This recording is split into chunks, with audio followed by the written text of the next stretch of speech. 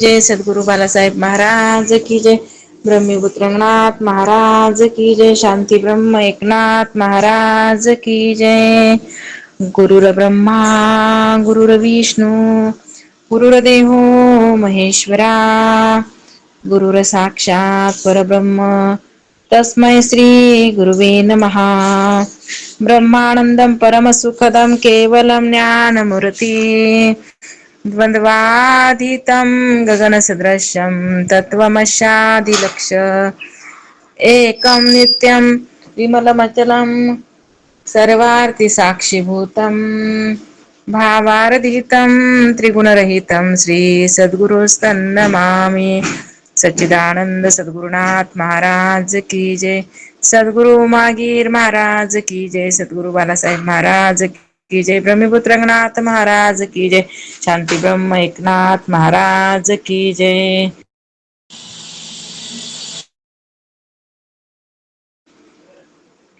वंदे श्रीमद्रामम् सद्गुरुमती शांती क्षेत्रया शिलिष्टं कामादिराक्षसारी भवजलधो तत्व बोधसेतु करम् पंचीकरण व्याख्या सुखबोधार्थ करोम्यहं सरलां संस्कृत वाग्ज्ञाना गुरुचरसद्भाषया मुमुक्षूणाम् घणाधडानो ब्रह्मतयो जीवने येटले देहमाने पोते आपने ते सारू खरे 84 लक्ष योनीने परिपामे जन्म मरणने शोक हर्ष भय क्रोध लोभ मोह स्पृहादयाः अहंकारस्य दृश्यन्ते जन्म मृत्यू जनात्मनः नरदेहातिक्रमणात् प्राप्तोपश्वादिदेहानां स्वप्नरव्यज्ञानं परमार्थशास्त्र का वार्ता. तर आपण काल सिंह जो आहे आपलं हे आंधळा जो आहे त्या आंधळ्याचा दृष्टांत बघितला आणि त्याचा सिद्धांतही काल आपण पाहिलेला आहे. मग महाराज म्हणतात जर ह्या जीवानं आत्मज्ञान संपादन केलं नाही, मनुष्य देह तर मिळालेला आहे आणि मनुष्य देह मिळून जर ह्यानं आपलं कल्याण केलं नाही, आत्मज्ञान संपादन करून घेतलं नाही, तर ह्या जीवाला 84 लक्ष जे यवनी आहेत ना त्या सारखं फिराव्या लागतात. पुन्हा पुन्हा पुन्हा पुन्हा जन्मायचं मरायचं जन्मायचं मरायचं असं वज त्याच्या काय होत असते तर म्हणजे माथ्यावर बसत असते. म्हणून मनुष्य देह भेटल्याच्या नंतर आपण ह्या जीवनामध्ये काय करावं तर मोक्षाचं जे साधन आहे मनुष्य देह त्या साधनाच्या द्वारे आपण काय करावं तर मोक्ष हे साध्य प्राप्त करून घ्यावं आणि पूर्ण अधर्म आचरण जे आहे त्या अधर्माचा त्याग केला पाहिजे. कारण अधर्म म्हणजे काय विषयामध्ये त्या आसक्त राहणं, विषय भोगामध्ये मग्न राहणं, विषय भोगाचं सेवन करणं हेच तर काय आहे. करा ना तुम्ही पण मर्यादा दिलेली आहेत, शास्त्रानं मर्यादा लावून दिलेली आहे. त्या मर्यादानुसार काय केलं पाहिजे कोणतीही गोष्ट आकारली पाहिजे है की नाही. जास्त अति कोणत्याही गोष्टीमध्ये काय करू नये रममाण होऊ नये. जास्त प्रमाणात काय करावं जीवानं फक्त आणि फक्त परमार्थच करावा. म्हणून महाराज म्हणतात मग अधर्मानं केवळ विषय भोगामध्ये मग्न राहत असतो आणि पूर्ण आयुष्य कशामध्ये खर्च केलं फक्त विषय भोगामध्ये इंद्रियाच्या सुखाकरता मरमर देहाला सुख भेटन इंद्रिय सुखी झाले की अशी त्याला काय झालेली आहे मिथ्या कल्पना मनामध्ये त्यांना पक्की केलेली आहे आणि फक्त विषय भोगासाठी पूर्ण आयुष्य तो जीव काय करायला लागलाय आपला खर्च करायला. मग त्यामुळं काय झालं तर जीवाला अंती ऐक नाही कारण फक्त विषय सुखामध्ये रममान झाल्यामुळं त्याचा ह्या देहातून काय झालेला आहे तर जेव्हा जीव निघून जातो. कारण जेव्हा महाराज म्हणतात कि 5वीच्या दिवशी 7वीनं काय केलेलं असतं ललाट पत्रिकेवरती लेखा लिहून ठेवलेला असते कि ह्याला मृत्यू कधी येणार आहे, है की नाही. त्यानुसार ह्याचे श्वास लिहून ठेवलेले असतात, तेवढे श्वासाला भेटतात. आणि मग ह्याचे श्वास पूर्ण झाले रे झाले कि यमराज येतात आणि त्याला ह्या कोडीतून काय करून नेतात, ह्याचा प्राण हरण करून नेतात. जेव्हा प्राण निघत असतो तेव्हा हा जीव खूप खूप व्याकुळ होत असतो.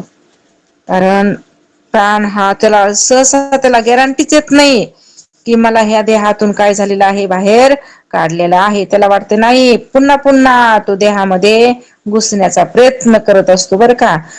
ते पुन्हा पुन्हा यमराज त्याला काय करतात, पकडतात आणि पाशाच्या द्वारे त्याला बांधून मग सरपडीत नेत असतात. असा ह्या जीवाचा काय होतो, अंतकाळी त्या कोडीतून प्राण निघून जातो. आणि मग मोक्षरूपी जो दरवाजा आहे, मनुष्य देहरूपी जो मोक्षाचा द्वार आहे, हरीचं द्वार आहे, हे काय झालं, हातचं निघून गेलं. आणि मग हातचं निघून गेल्याच्या नंतर हाताला काय लागलं पुढे, जर पुण्य कर्म केलं तेवढं घेऊन जाते. पुण्य आणि पापाचा गठुडा हा जीव काय करत असते, सोबत घेऊन जात असते. जर पुण्य केलं तर उत्तम गती भेटन आणि जर पाप केलं तर नरक, आहे की नाही. मग कुठं पडतो हा, नरकामध्ये जाऊन पडत असतो. आता ना आता तिथं काय असतात म्हणले, यातना असतात भयानक. ते यम काय करत, ह्याला दंड देत असतात त्याच्या पापकृत्यानुसार बरं का.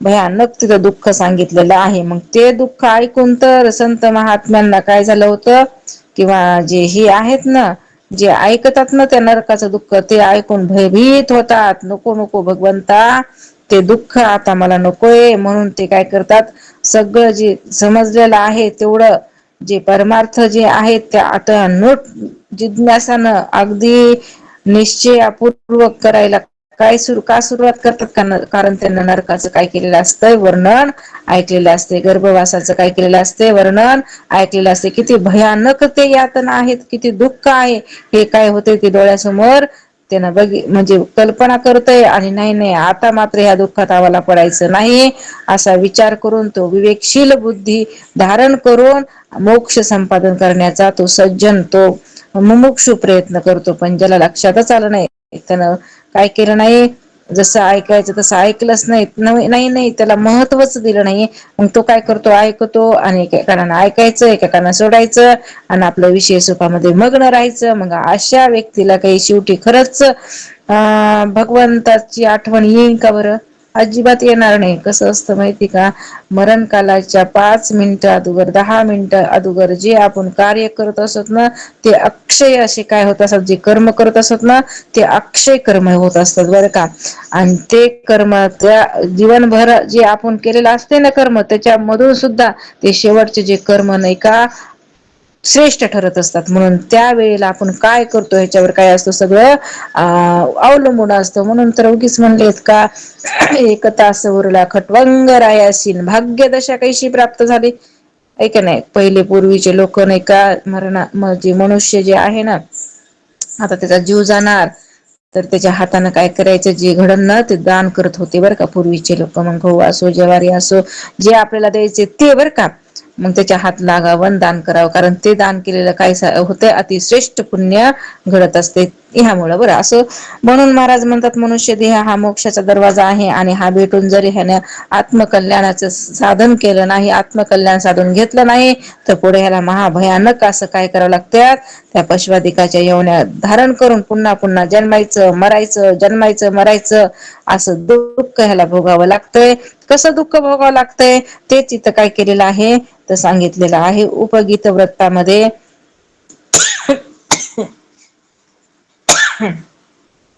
प्रबोध सुधाकर नामक, प्रबोध सुधाकर यांचा ग्रंथ आहे.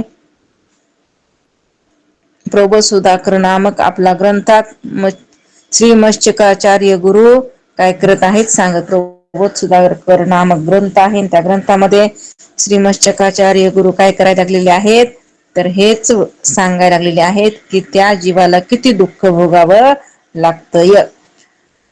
म्हणून सांगितलेलं आहे, नरदेह अतिक्रमणात पाशो प्राप्तो पाश्वादी देहा नाम स्वप्नरोपे ज्ञानम परमार्थ शास्त्र का वार्ता. आत्मबोध झाल्या वाचून ज्या मानवाच्या आयुष्याचा क्षय होतो, आत्मज्ञान काय झालं नाही, झालंच नाही.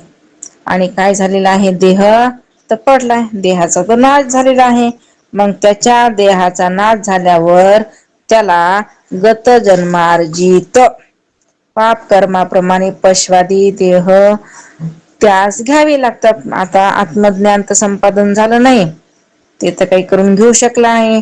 आणि मग आता काय झालं, तर त्याला महाराज सांगतात त्याच्या पाप पुण्याच्या कर्मानुसार पुढे देह धारण घ्यावे लागतात. जे गत जन्मामध्ये त्याने पाप आणि पुण्य केलेलं आहे त्यानुसार त्याला काय करावं लागतं, पुढे देह धारण घ्यावे लागतात. पुण्य कर्म केले, पुण्याच्या जोरावर त्याला काय भेटत असते, तर स्वर्ग भेटत असते, वैकुंठ भेटत असते, कैलास भेटत असते पुण्याच्या जोरावर. अनेक प्रकारचे असं काय केलेले आहे तिथं, तर भुवन सांगितलेले आहेत बरं का. म्हणजे वैकुंठ कैलास वगैरे जे आहेत ना, तशा प्रकारे अनेक असं पुण्यकर्माचा काय केलेलं आहे तिथं, म्हणजे एक एक ही बनवलेला आहे प्रदेश असो. म्हणून महाराज म्हणतात, जे पुण्यवान आहेत त्यांना असा देश भेटतो, आणि जे पाप कर्म करतात ना त्यांना मात्र भगवंताने नरकाची योजना केलेली आहे. मग त्या नरकामध्ये जायचं, अति कष्टदायक असे दुःख भोगायचं, आणि पुढं पशवादिकाचे देह धारण करायचं. मग पाप कर्माप्रमाणे पशवादी देह त्यास घ्यावी लागतात, आणि या पशवादिकाच्या योनीत पशवादिकास आपल्या शरीराची सुद्धा महाराज म्हणतात ज्ञान असत नाही का. असतंय कोणत्या पशु पक्ष्यांना आहे का आपल्या स्वतःच्या शरीराचं ज्ञान, नाही. मग त्यांना जर स्वतःच्या शरीराचं ज्ञान असलं असं, तर त्यांना काय केले नसते, कुठही कसेही लोळले नसते, है का नाही. काही त्यांना फरक पडला नसता, असताना, है का नाही. पण त्यांना काही नाही, स्वतःच्या शरीराचं ज्ञान नाही, उघडे नागडे कसे बी काय करतात, फिरतात. कारण त्यांना जर ज्ञान असत, ते उघडे नागडे फिरलेच नसते पशवादिक. म्हणून महाराज म्हणतात त्यांना स्वतःच्या देहाचं सुद्धा काही नसतं, ज्ञान असत नाही. मग त्यांना स्वतःच देहाचं ज्ञान नाही, तर अत्यंत सुखमय असा जे परब्रह्म आहे, जे ब्रह्मतत्व आहे, त्याचं ज्ञान होईल. ही गोष्ट कशाला बोलायला पाहिजे. साधं म्हणजे त्यांना स्वतःच्या देहाचं ज्ञान नाही, तर खरं सांगा अत्यंत सुखमय असलेला जो परब्रह्म, जो परमात्मा, त्याचं त्याला ज्ञान कसं होईल बरं.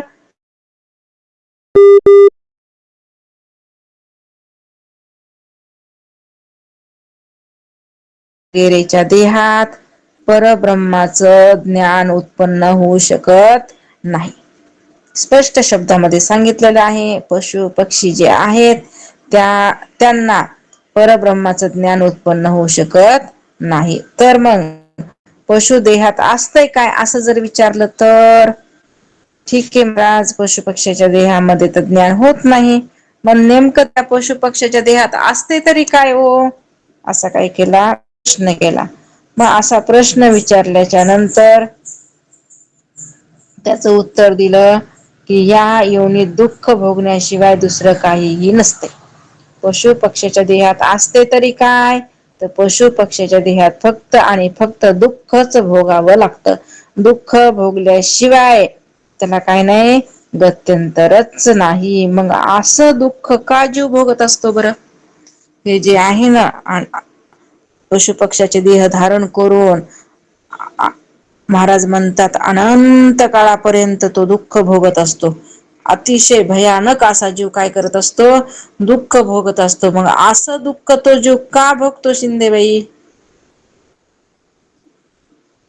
ते जीव जे आहेत त्याला असं दुःख का भोगावं लागायला लागलंय, बोला शिंदेबाई.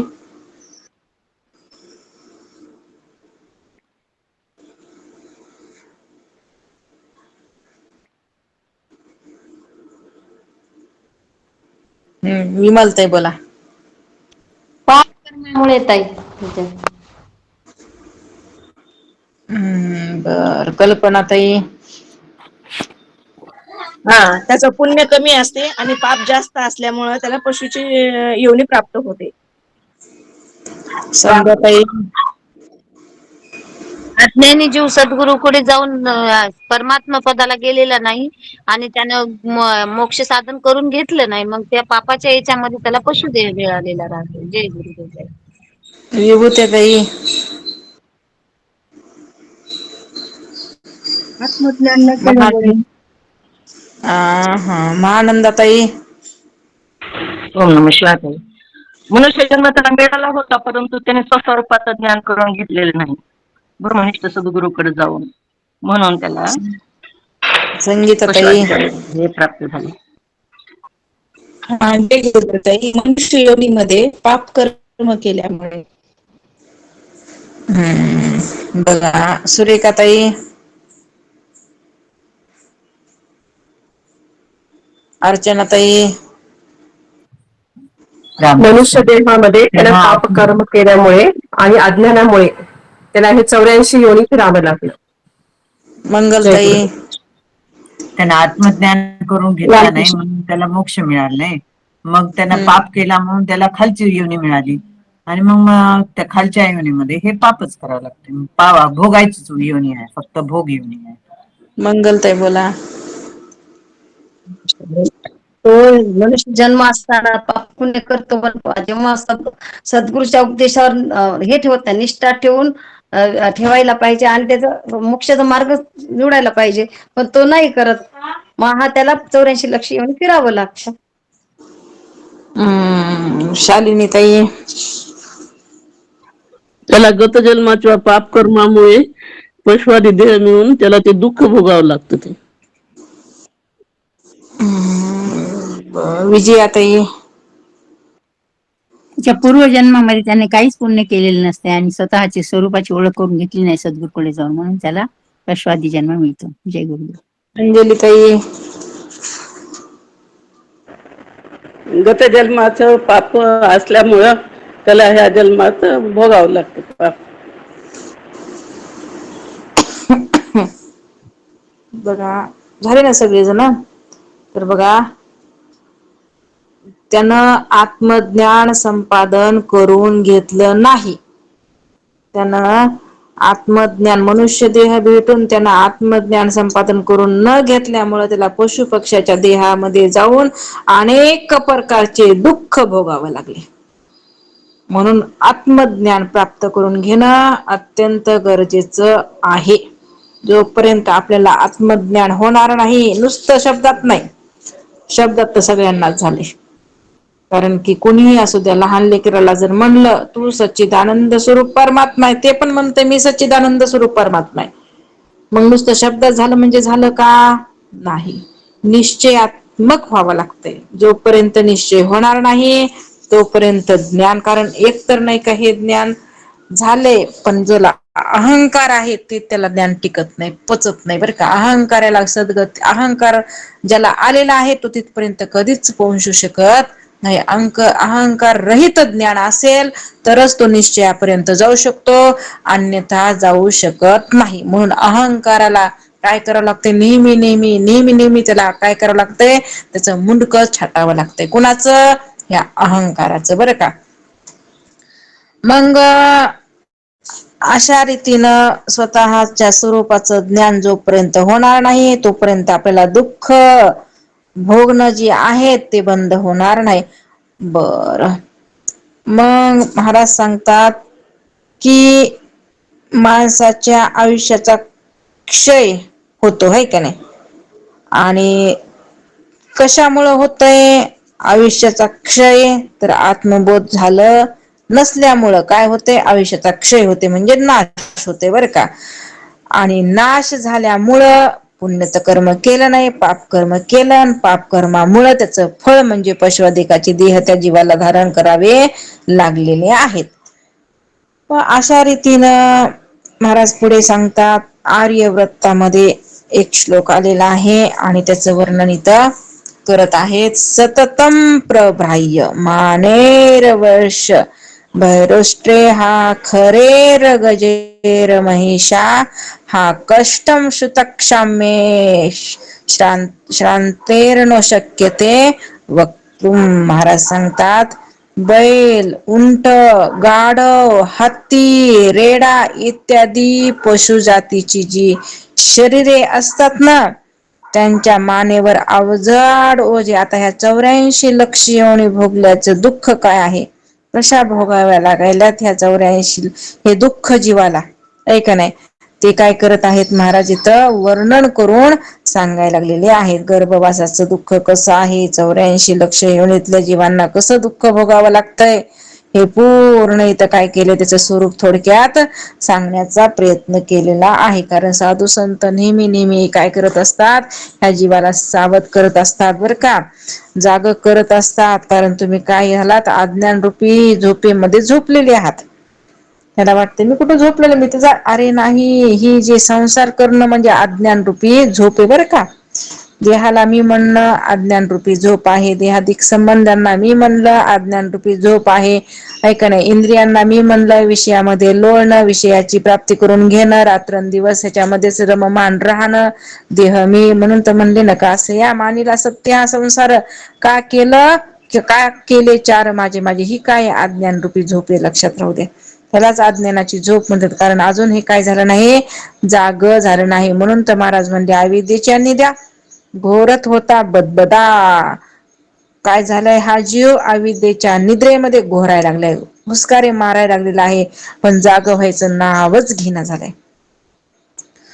आणि आता मात्र काय करायचे, ह्याला जाग व्हायचे. जसं नारद मुनी जे आहेत, अगदी म्हणले त्या विवेक वैराग्य हे दोघ जण मूर्छित होऊन पडले होते, झोपलेले होते, जागे झाले नव्हते. वृद्धपण अवस्था त्यांना प्राप्त झाल्यामुळे अगदी मूर्छित होऊन पडले होते आणि त्यांना जाग करण्याकरता प्रयत्न करू लागले नारद मुनी. त्यांनी वेद वेदांत घोष गीता पाठ, ऐका नाही, पूर्ण असं मोठमोठ्यानं काय केलं म्हणले, त्यांच्या कानामध्ये त्याचा जय घोष केला, तरी सुद्धा जागे झाले नाहीत.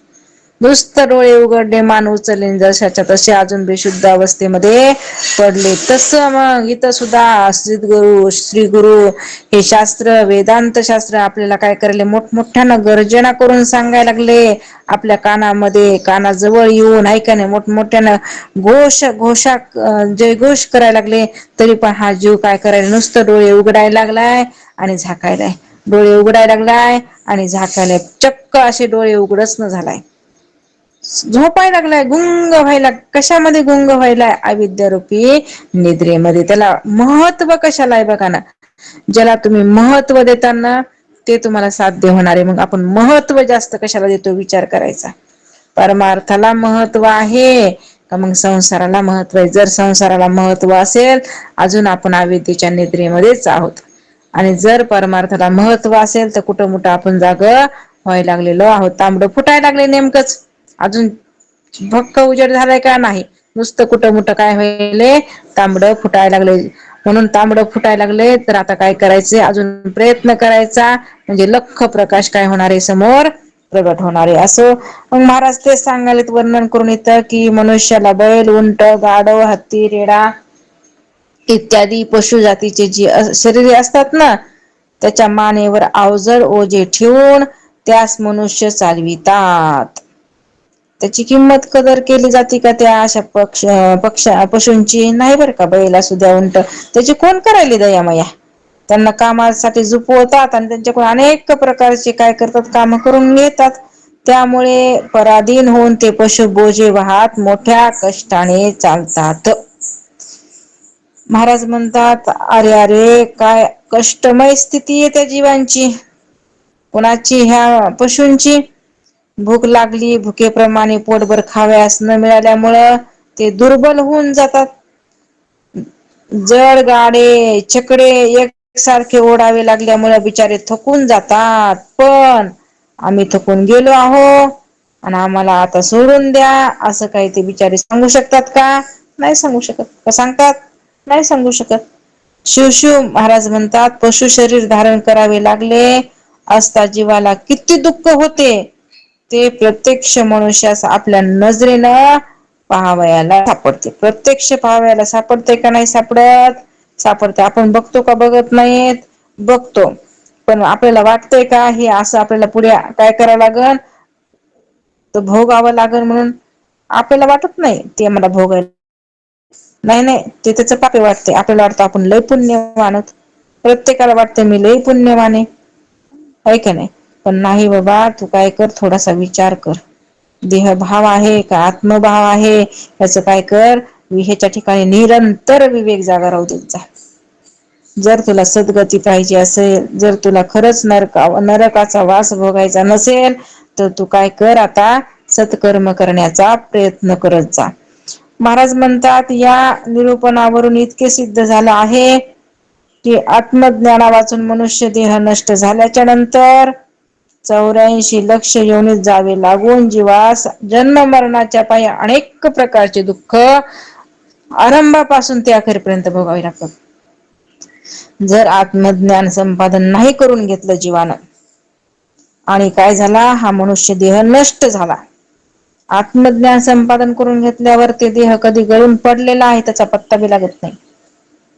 कारण का, हे आपल्या आपल्या महिमेमध्ये तल्लीन असतो. त्या देहाचा एक वस्त्र जसं काढून टाकतो आपण, तसा हा देह कधी निघून पडला पत्ता लागत नाही. कारण आत्मज्ञानामध्ये तो महात्मा कसा असतो, निमग्न झालेला असतो, आनंदमय झालेला असतो बरं का. पण जर म्हणले ह्यानं आत्मज्ञान संपादन नाही करून घेतलं, तर मग काय आहे, कष्टपर सगळं काय करावं लागते, सहन दुःख त्याला करावं लागते. पुढे सांगतात महाराज आता मनुष्य देह नष्ट झालाय, मग 84 लक्ष योनीत ह्याला जावं लागतंय. तिथं जाऊन जीवास जन्म मरणाच्या पायी अनेक प्रकारची दुःखे आरंभापासून अखेरपर्यंत भोगावी लागतात. 1 वर्ष तर ह्याला देहच भेटत नाही, ऐका नाही. 1 वर्ष महाराज म्हणतात ह्याला देह भेटत नाही, नुसता प्रवास आहे ह्याचा 1 वर्ष. आणि त्या प्रवासामध्ये अनेक ह्याला काय करावं लागतात, त्या 28 नरकाचा जाऊन तिथं भोग भोगावे लागतात. आणि मग म्हणले वर्ष श्राद्ध असतं का नाही, त्याच्या वर्ष श्राद्धाच्या आदल्या दिवशी म्हणतात तिथं काय होतंय, ह्याची पूर्ण फाईल मग त्या तिथल्या जे मंत्री असतो का नाही यमराजाचा, त्याच्याकडं, त्या चित्रगुप्ताकडे जात असते. आणि तिथं जाऊन तो काय करतो, सुनावणी करतो की ह्याला हा जन्म द्यावे लागतात. पुन्हा त्या निर्णयावर तिथं सभा मंत्री बसलेली असतात म्हणतात, आणि इकडून काही बसलेले असतात, इकडून काही बसलेले, मग त्यांच्यामध्ये काय होतो, तो प्रस्ताव जातो. ते विचार करून मग जिथं बहुमत असेल का, त्या बहुमतानुसार मग ह्याचा पुढचा जन्म ठरत असतो. जर कोणी म्हणलं त्याच्यामधूनही जर की नाही नाही असा नाही, असा जन्म ह्याला द्यायचा, आणि त्याच्यामध्ये जास्त मत असते तर तो जन्म त्याला द्यावा लागतो. तेवढ्यामधून सुद्धा तो यमराज काय करतो, तुझी आखरी इच्छा काय सांग. तिथूनच आलंय हे सगळं इकडं बरं का, आपल्याला वाटतं हे असं तसं, नाही नाही नाही नाही, तिथूनच हे सगळं. इकडे पण कोर्टामध्ये तसंच असतं का नाही, त्याप्रमाणे बरं. आणि मग जेव्हा तो यमराज मध्ये तुझी आखरी इच्छा काय आहे, तिथं चतुर्भुज युक्त असलेला जो परमात्मा आहे ना, त्याच्याकडे हा पाहतो, मला एकदा देवाला बोलायचे म्हणतो. जाते देवाकड, देवा काही कर पण नाही का, मला नको हे पशुदेह, मला काय कर आणखी एकदा मनुष्य देह दे. मी तुझ्या त्या देहामध्ये अतोनाट काय करीन, भक्ती करीन, दुसरं काही सुद्धा आठवणार नाही, कशावर ममता नाही, माया नाही, भूलणार अजिबात नाही देवा, मी तुझंच काय करीन, चिंतन करीन. म्हणून मनुष्य देह आणलाय जीवानं बरं का. त्या भगवंताला अशी काय केलंय, वचन दिलंय, मनुष्य देह आणलाय, पण इथं आल्यावर काय करायलाय बघा, आपली परीक्षण करायची. म्हणून इथं महाराज सांगायले, अगदी आरंभी जेव्हा जन्म मरणाच्या पायी अनेक प्रकारचे ह्याला दुःख आरंभापासून अखेरपर्यंत भोगायला. कशी भोगायची त्याचं पण थोडक्यात इथं स्वरूप सांगितलंय. अगदी म्हणले आरंभी जेव्हा जीव मातेच्या उदरात गर्भवासात असतो ना, तेव्हा त्या ठिकाणी मल मूत्र रक्त मांस हिरव्या पिवळ्या कपादी धातू जंत जठर अग्नी या सर्वांच्या योगाने अनेक प्रकारची दुःखे होतात. जेव्हा गर्भवासामध्ये असतो तेव्हा त्या जीवाला मलमूत्राचा तर त्रास आहेच, रक्त मांसाचा तर त्याच्यामध्ये आहेच, हिरव्या पिवळ्या कपादी धातू आहेत, परत वरून जंत जठर अग्नीचा त्रास. जंत आहे त्याला नाजूक नाजूक त्याचं शरीर असते, त्याला चामडी सुद्धा नसती त्या शरीरामध्ये आतमध्ये त्याला बरं का. आणि ते जंत काय करतात, त्याला मग त्रास तिथं टोच चावा घेतात ना, ते दुःख त्याला तिथं सहन करावं लागते. जठर अग्नी तपलेला असतो, त्याच्यामध्ये होरपळून निघते. ऐक नाही, रक्त मांस त्याच्यामध्ये पडलेला असते. पुन्हा आई जे खाती ते त्याला त्रास सहन करावा लागतो. गरम चहा पिलेला असू द्या, गरम गरम खाल्लेला असू द्या, ते त्याला तिथं सहन करावं लागत असते. अनेक यातना आहे, म्हणून काय सांगू त्या गरबीच्या यातना. काय म्हणले भयानक यातना आहे. जसं आलू उकडतात का म्हणले, तसं तो जीव त्या गर्भामध्ये उकडत असतो. मूर्छित सारखं सारखं मूर्छित पडत असतो, सारखं मूर्छित पडत असतो. अशी अवस्था तिथं कुठं त्या गर्भवासामध्ये, कुणाची तर ह्या जीवाची आहे बरं का. सगळे तिथून आलोत आपण, कुणी नाही आलं असं नाही, प्रत्येक जण तिथूनच आले, फक्त विसरलं एवढंच काय आहे तर फरक आहे. म्हणून महाराज म्हणतात गर्भवास या यत्किंचितही म्हणजे सर्वांच्या योगाने अनेक प्रकारचे दुःख होतात. म्हणून महाराज म्हणतात नरकवास आणि गर्भवास यामध्ये यत्किंचितही फरक नाही. जसा नरकवास आहे तसाच गर्भवास आहे. इतकंच नाही तर गर्भवास हाच सर्वात मोठा नरक सांगितलाय. पुढे महाराज म्हणतात मग पुढे जन्माच्या वेळेस म्हणजे मातेच्या उदरातून बाहेर पडते वेळी प्राण्याला व त्याच्या मातेला जे दुःख होते ना, ते अवर्णनीय आहे. जेव्हा बाहेर यायचं तेव्हा काही दुःख कमी आहे का म्हणले, भयानक दुःख त्याला भोगावं लागते. जसं आईला दुःख होतंय ना, त्याच्या दुप्पट त्या बालकाला दुःख होत असते. त्या शिशूला दुःख होत असते, आईपेक्षा दुप्पट होत असते. त्या आईचं दुःख सगळे बघतात, पण त्या बालकाचं दुःख कोणी बघतंय का. म्हणून त्यावेळी होणारं दुःख किती असते ते त्या प्राण्याला व त्याच्या आईलाच मात्र कळते, इतरांना कळण्यासारखे सुद्धा नसते. महाराज म्हणतात बाळपणी पराधीनतेमुळे आला बाहेर कसा बसा की आल्याबरोबर मायेचं वारं लागतंय. सगळं जे स्मरणात होतं गर्भवासामध्ये सगळं स्मरण असते, येवण्या भोगलेल्या, काय काय झालो आपण, कसं कसं दुःख भोगलं आहे का नाही, भगवंतानं आता काय केलेलं आहे, आपल्याला हा देह दिलेला, सगळं स्मरणात असते. आपल्याला देह कशासाठी घ्यायचा आहे, आपण ती रात्रंदिवस त्या भगवंताची प्रार्थना करत असते. पण बाहेर आल्याच्या नंतर झालं म्हणजे मायेनं काय केला, पडदा टाकला, मायेचं वारं लागलं की सगळं विसरून जातंय आणि झालं म्हणले ह्या मायेच्या एरियामध्ये वावरायला सुरुवात करते. मग बाळपणी पराधीनता, बालावस्थेमध्ये मच्छर चावतात, मुला म्हणजे काय काय म्हणले कशाचाही बाळपणी त्रास आहेच ना, मुंग्या चावतात, मच्छर चावतात, ढेकणं चावतात, मग वालिखा असतात म्हणजे त्या चावतात. मग ह्या बाळपणीचा काय पराधीनतेमुळे, कारण काहीच कळता येत नाही, रडण्याशिवाय दुसरा पर्याय त्याच्याकडे उरलेला नसतो. तहानेचं भुकेचं सुद्धा काय आहे, दुःखच आहे ना. पुन्हा तरुणपणी विषयाच्या इच्छेमुळं सारखं हे विषय काय झाले, एक झाला की एक झाला की एक, ह्याला विषय दिसतच असतात आणि ते विषय आपल्याला प्राप्त व्हावं म्हणून पूर्ण तारुण्य पण काय करतंय तर त्या विषयाच्या पाठीमागं घालते. येते वृद्धपण, म्हातारपण आल्याच्या नंतर अशक्तता, सगळ्या शक्त्यहीन झाल्या. आता शक्य आहे का बघा ना, पहिल्यासारखं काम होतंय का, आता नाही होत का, शक्त्यहीन झाल्या.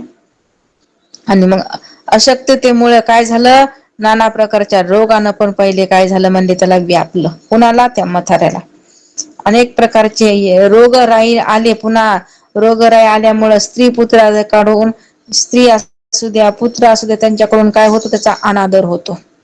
आणि मग जे स्त्री पुत्र तारुण्य अवस्थेमध्ये जेव्हा तो कमवत होता, तेव्हा त्याच्या पुढं करणारे, कारण लोकांना पैसा महत्वाचा वाटतो, पैसा आहे सगळं सोय आजकाल जमान्यामध्ये, आहे की नाही.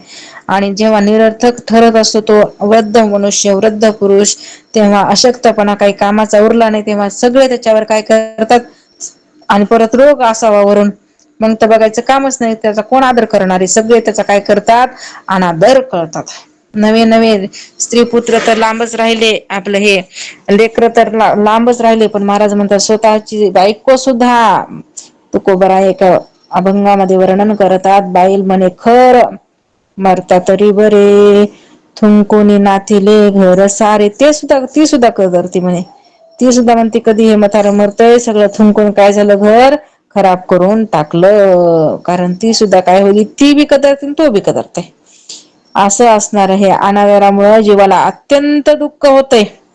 याचा अनुभव काही सांगायची गरज नाही. प्रत्येक जण महाराज म्हणतात डोळ्यानं पाहतो, आपल्या प्रत्येक मनुष्याला ह्याचा काय आहे, अनुभव आहे. पूर्णपणे त्याला अनुभव येतोच, पण ही गोष्ट महशूर आहे तरी सुद्धा तो काय करत नाही, समजून घेत नाही. त्याला वाटते त्याला आलंय, मला थोडंच येणार आहे. अरे उद्या तुला बी तीच बारी आहे. आता शेवटी म्हणजे मरणसमयी जन्माप्रमाणे म्हणजे असंख्य जेव्हा जन्म होतो ना तेव्हा बरं का, असंख्य विंचवाने एकाच वेळी एकाच ठिकाणी नांग्या मारल्या तर त्या प्राण्याला जितकं दुःख होतंय ना, आता एक जर विंचू चावला तर जीवाला काय नाही म्हणले, कुठं बसू कुठं नाही, हे का नाही, दवाखाना जवळ करायचं बघते. एक विंचू चावला थया नाचतय. आणि इथं तर महाराज सांगायला लागलेत, अनेक विंचवानं असंख्य विंचवानं एकाच वेळी एकाच ठिकाणी नांगा मारल्यावर तसा त्रास होतोय म्हणले. एकाच ठिकाणी जर नांग्या मारल्या तर त्या प्राण्याला जितके दुःख होईल तितकं दुःख कशाचं आहे, मरणास. सर्व शरीरभर होतय मरताना, म्हणून तर ते किंकाळतय, वरडतय, हाय का नाही, फुसकऱ्या फुटतय, बोलत नाही, मूर्छित होऊन पडतय, बेशुद्ध पडतय, का ह्या गोष्टीमुळं. कारण अनेक यातना तिथं होत असतात. काही यातना ह्या कमी येत का? किंवा म्हणले जिवंत माणसाचे हातपाय इत्यादी अवयव करवतीने कापले असता त्यात जितकं दुःख होईल तितकं मृत्यू समयी जीवाला दुःख होत असते. जन्माचं ही दुःख भयानक आहे आणि मरणाचं सुद्धा दुःख कसं सांगितलेलं आहे, अगदी भयानक सांगितलेलं आहे. अशा रीतीनं अज्ञानी, पराधीन आणि पापी जीवाला कुणालाही हे असं लक्षात राहू द्या, जो अज्ञानी आहे, ज्यानं आत्मज्ञान संपादन करून घेतलंच नाही, तो अज्ञानी. पराधीन, त्याच्या हातात काही नाहीये का सध्या, मनुष्य देह स्वतंत्र आहे का पराधीन आहे? पण हे काय केलंय, स्वतः बांधून घेतलंय. हे बाई स्वतंत्रता आहे बरं का ह्या मनुष्य देहामध्ये, आत्मज्ञान संपादन करून. नाही पण आमच्यातल्यांना जमतच नाही, आमचा मुलगाच येऊ देईना झालाय, आमच्या घरातल्या लोकांना, सासूला, आमच्या भावांना, म्हणजे काय ही पराधीनता, स्वतः बांधून घेतलंय. नाहीतर म्हणले आत्मज्ञान संपादन करून घेण्याकरता तू पराधीन नाहीचेस, तू स्वतंत्र आहेस. पण हा जीव काय झाला, पराधीन झालेला आहे. मग अशा पराधीन, अज्ञानी आणि जो पापी जीव आहे, मग जो पाप करतोय, खोटं बोलणं, चोरी करणं, पुन्हा लुबाड्या करणं, काय काय असते ते, हे असे जे पापी जीव आहेत त्याला महाराज काय म्हणतात, असे भयानक दुःख भोगावे लागतात. म्हणून अज्ञानी, पराधीन आणि पापी जीवाला आरंभापासून अखेरपर्यंत वारंवार जन्म मरणादी दुःखे भोगावी लागते. जेव्हा आता बघा 84 लक्ष योनीमध्ये जन्म म्हणजे गर्भवास आहे का नाही, आहेच ना, मग ते कुठून का असं ना, काय काय गर्भवास आहेच ना, ते दुःख आहेच ना, मग अंड्यातून हो कशातून व्हायचं ते हो, पण त्याला ते त्रास सहन करावाच लागत असन.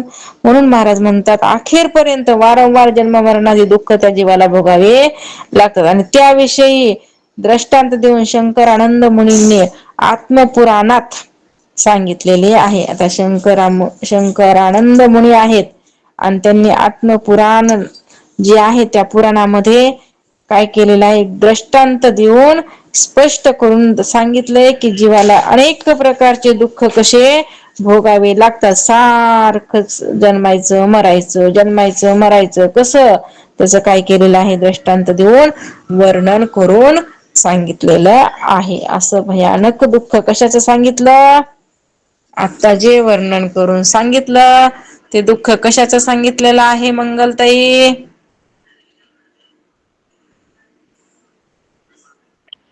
सांगितलेलं आता जन्म मरणाचं दुःख.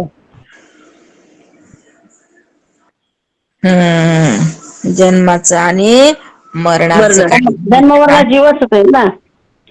असं भयानक दुःख काय केलेलं आहे तर सांगितलेलं आहे. रंजना ताई, तुम्हाला कसं कळालं मी थोडस बाजूला गेलेलं?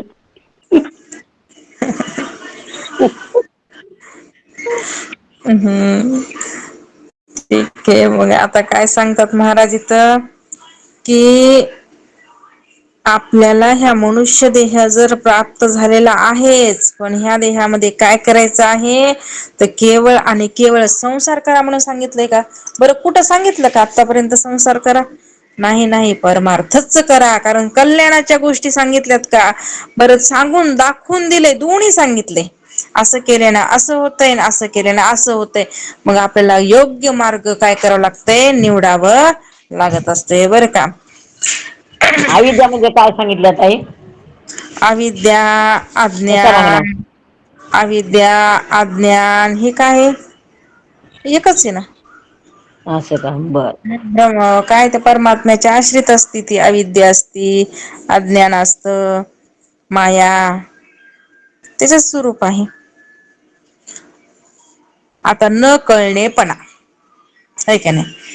आपल्याला काय होतंय, आता समजा आपण लांबून बघितलं तर तिथं रज्जू असून आपल्याला सर्प दिसायलाय बरं का. मग का दिसायलाय सर्प आपल्याला, त्याचं ज्ञान नाही, म्हणजे त्याचं अज्ञान आहे. त्याचं ज्ञान झाल्यावर आपल्याला सर्प दिसणार, पण त्याचं काय आता अज्ञान आहे, म्हणून आपल्याला काय व्हायले, त्या रज्जूवर सर्प दिसायलाय, फुलाची माळ दिसायली, भूरेषा दिसायला लागली, आहे का नाही. आपण अनेक प्रकारच्या कल्पना तिथं करायलो. का कल्पना करायला लागलो माहितीये का, अज्ञानामुळं. का बरं, कारण त्याचं ज्ञान नाही म्हणून. तीच अज्ञान आहे, तेच माया आहे, मायेचा पडदा आहे, आहे का नाही. आणि तेच आता काय करायचं आहे, दूर करायचं आहे. म्हणजे काय करायचं, जाऊन त्या रज्जूचं ज्ञान करून घ्यायचं. ज्ञान झालं की काय झालं. त्याला अध्यस्त, काय त्याला अध्यस्त म्हणतात ना, एक असून एक दिसणे म्हणजे अध्यस्त. आता तेव्हा का सगळ्याच स्वरूप एकच आहे. ती मायाच आहे हा का काय दुसरं, मायाच आहे. फक्त साधू संतांना काय केलंय, अनेक प्रकारे समजून सांगण्याचा प्रयत्न केलाय. अध्यास असू द्या, भ्रम असू द्या, भेद असू द्या, हे सगळं स्वरूप त्याचच आहे, त्या मायेचच आहे. फक्त आपल्याला काय केले, तर अनेक प्रकारानं हा जीव कसा गुरफटल्या गेलेला आहे, आणि मग अशा युक्तीनं परयुक्तीनं त्यांना काय केले, आपल्याला हे भ्रम, हे अध्यास, हा भेद आहे का नाही, असं करून करून काय केले, आपण आपल्याला त्याच्यातून बाहेर काढण्याचा मार्ग दाखवून दिलेला आहे. की बाबा हे असं आहे, आणि आता तुम्ही काय करायच्या, याच्यातून निसटता बरं, बाजूला निघा बरं. सोपं केलंय पायवाट ह्यांना, कुणा, त्या साधू संतांना. तसा जर विचार केला तर फक्त बघा ना, मी ब्रह्म म्हंटल की झालं ना, मी सच्चिदानंद स्वरूप परमात्मा म्हणलं की तुम्हाला ज्ञान झालं. पण ह्याच्यावर तुम्ही टिकत नाहीत ना, ह्या वृत्तीवर आपण टिकून राहत नाहीत, आणि लगेच आपली वृत्ती काय व्हायली, बाजूला सरकायला लागली. जर ह्याच वृत्तीवर टिकून राहिलो तर आपल्याला झालं आपलं काम. पण आपण टिकत नाही, लगेच आपण काय झालो, इकडं तिकडं अवताल भवताल बघतो. कारण का, निश्चय झालेला नसतो. मग ते निश्चय होण्याकरता अनेक प्रकारे युक्ती परयुक्तीनं काय केलेलं आहे, ते आपल्याला साधू संतांना समजावून सांगण्याचा प्रयत्न केलेला आहे. निश्चयाचे फळ तुका म्हणे, ह्याची फळ. हा, तुम्ही आत्ता निश्चय करा, मी सच्चिदानंद स्वरूप परमात्मा आहे, त्या वृत्तीवर आरूढ राहा, झालं तुम्हाला मोक्ष भेटला. पण न राहत नाहीत, म्हणून काय झालेलं आहे, ह्या अनेक प्रकारच्या गोष्टी सांगाव्या लागतात.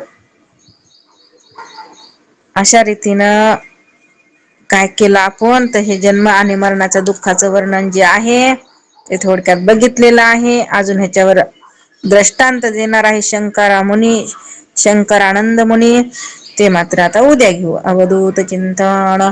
श्री गुरुदेव दत्त सच्चिदानंद सद्गुरुनाथ महाराज की जय. सद्गुरु उमागीर महाराज की जय. सद्गुरु बालासाहेब महाराज की जय. ब्रह्मपुत्र रंगनाथ महाराज की जय. शांती ब्रह्म एकनाथ महाराज की जय. रामकृष्ण हरी सर्वांना. जय गुरुदेव, रामकृष्ण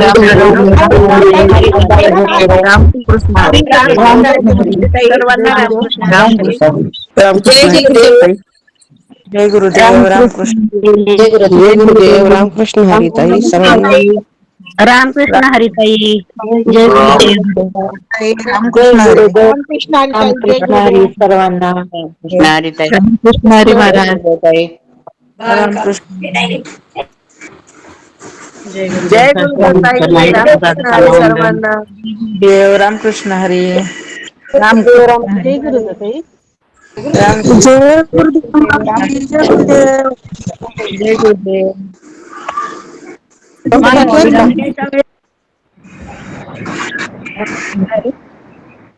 टोमटे काकी आहेत का? हरी.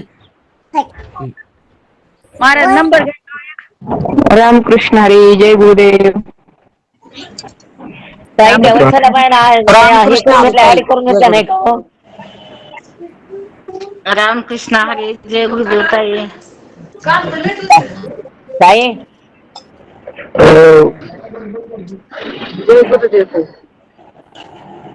रामकृष्ण हरी ताई.